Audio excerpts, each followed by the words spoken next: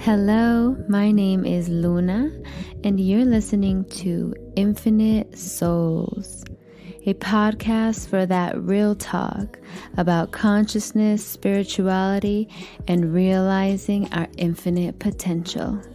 Mucho, mucho love and light. Hello, Infinite Souls. How are y'all doing? Welcome back. Happy Thankful Tuesday. What are you thankful for today? You should ask yourself that question every morning when you wake up. Just give gratitude. Well, I'm not here to tell you what you should do, but anyway, today's episode is going to be a fun one, I think. This episode is about the philosophy or theory. I'm not sure what word to describe it, but the law that says that, the universal law that says that everyone and everything is a mirror of yourself. So that everything that you're experiencing is a representation of what is happening inside of you. Your car breaks down. Where is the problem? Is it in the starters, the ignition? Dr. Greg Braden speaks about this, and he was saying that a lot of artists have car troubles, and it's usually in the transmission. And it's because of their creative, sometimes they're creatively blocked or judging themselves, things like that.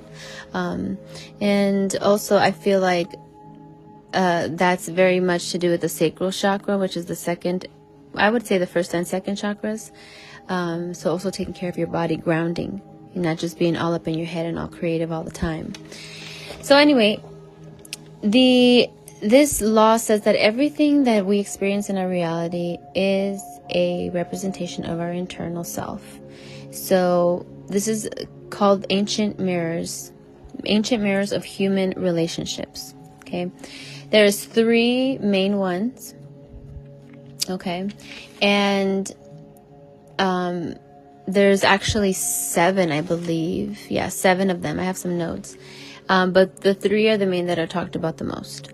And these mirror laws of the universe, or this theory, this philosophy, was found to be about 25,000 years old from some people they were called the Essenes from the Middle East. And they're the ones who are believed to have written the Dead Sea Scrolls, which is one of the oldest texts, that exists.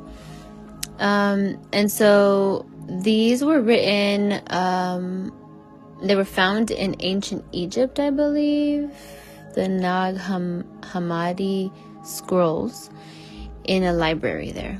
So there was a library that was basically burned, and there was only a few books that survived, and this was in there. And the 3 main mirrors so think about this in relationships with other people, okay? With people and things as well. The first mirror, meaning the mirror of the moment, who you are in the moment, like the car that's breaking down because you're having some creative issues or whatever, some confidence issues maybe, right? So that's the mirror of the moment. Or somebody triggering you and, because they're self-centered or something, right?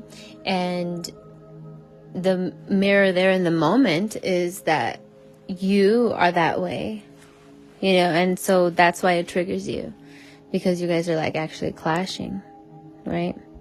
So anything that triggers you in somebody else in a relationship will be something that's inside of you. This is the first mirror, right? Because something that you recognize in someone else, you have to have inside of you or experience. Because if you don't have it inside of you, you wouldn't be able to recognize it, because you wouldn't know what it is, right?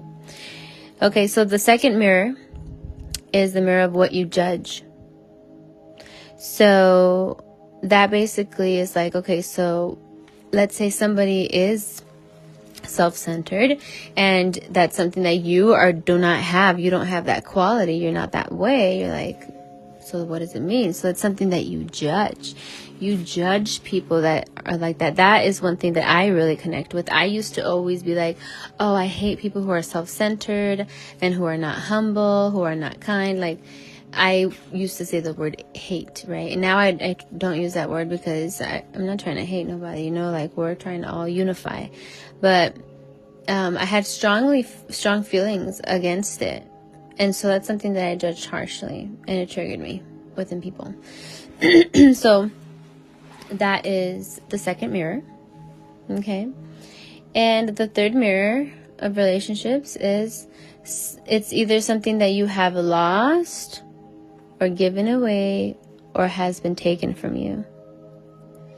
So if something comes up within you, a trigger, an emotional trigger of some sort, with something that somebody said, for example, there's a phrase, a song that comes up and it triggers you, like, then what does that mean? You know, that's because it's something that you have lost, something that you've given away, something that has hurt you, something that you felt has been taken away, like your love, or if you have abandonment issues, you know, or you have inner child healing that needs to be done.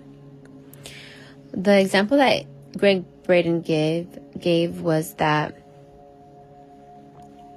when you feel an attraction for somebody and you don't know why, like it's just you don't even know them, there's something within them that you feel like you don't have, something that was taken from you, something that you maybe gave away in your past relationship.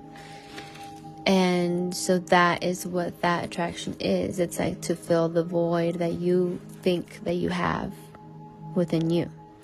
But in reality, we know we do not have voids. It's just, it all it is anointed space.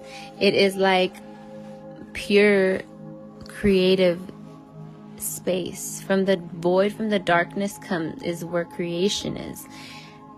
Think about birth. When children are birthed from the birth canal, coming from the darkness of being inside of the womb out into the light. So that is creation. You can't have one without the other. In any case, let me see what other notes I have here. I'll tell you the rest of the mirrors, because there are 7. I don't know much about the other 4, like to go into detail, but I will tell you what they are. So number 4 is most forgotten love. Number 5 is father and mother. Number 6 is dark night of the soul. And number 7 is your self-perception. So this could definitely explain a lot of things that happen in our reality. Like triggers, for example, trigger from your father-mother wound, because we all have a father-mother wound or a mother-father wound. Most forgotten love, I don't know what that one is about much, so I don't want to touch on it. But those are the 7 mirrors. If you want to look them up, look up Greg Braden and the 7 mirrors of relationships, and you should find that easily on YouTube. Now, back to the first 3, that one has to do, you know, how you interact with other people and things as well. And what I take from all of this is to not take anything personal, because everything is coming from a reflection. Everything is reflected to us. If you believe in quantum theory of the holographic theory, then you would agree and say everything is a projection of what your mind is projecting out based off something that you have programmed inside of you, which then in turn is technically a reflection, right? So you are reflecting your own reality. You may say like, well, I didn't choose to have this family and this and that, right? But there's something that is aligned within both of you that is reflecting each other at all times, whether you know it or not. Okay, you could be reflecting your shadows, you could be reflecting something you judged, something you lost, a father-mother wound, dark night of the soul, or your self-perception, right? Those are those mirrors. So really don't take anything personal, because nothing is, it's just you making it a thing, you know? You're making it a thing, from no thing to a thing. So just let it go. Let go of trying to figure out why they're doing something to you, and then take accountability for your life and say, no, I'm in control. Like, in a sense, I'm in control. I'm co-creating, with the universe. Not completely in control, because there's things that we cannot control. But definitely, especially, you cannot control other people's reactions or what they say to you, or because they're only acting off of their mirror. They're bouncing off of their mirror, because they don't even see you. They only see themselves. They only see what they judge. They only see this and that. These mirrors, they do not even see you. So you got to be the one to see yourself and stand up for yourself and be grounded in your truth. And know that this is just, they're just seeing their own reflection. Like, it's not personal, And you will live life much more peacefully if you think this way. Call it woo-woo or whatever. But I would rather have peace of mind than to be thinking, oh my God, like everybody's out to get me. It's a much better way to live, and things start to unfold themselves for you, before you. When you understand this law and you just relax into life, lean into spirit, to God, to that field of energy that is holding you and breathing you into life every day. In any case, I hope that you've enjoyed this podcast for today. I'll keep it short today. I'm going to do more research about these mirrors, because I only knew about the 3, and I just found out about the other 4 because I was going to do this episode, so I did some research on it, and I realized, wow, there's 4 other ones. So I'm going to dive into those and see how they connect with my life, because that's the only way that I can really understand things. And I think that that's how most of us work. And remember, this law also applies in the positive sense. If you see something that you love in someone else, if you admire a quality, something beautiful in someone, it's because you have that in you too. That's a quality that people see in you. You just haven't been looking at yourself in other people's eyes. You know what I mean? With your own eyes. And if somebody is giving you a compliment, take it. Don't reject it. Because they're being honest. It's something that they admire in you. And that's also something that's within them. So we are really just mirrors of each other. And we are different pieces of the same puzzle, of this great, grand, vast universe, which is amazing.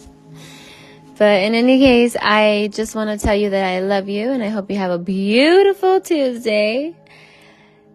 Until next time, mucho, mucho love and light. Ciao.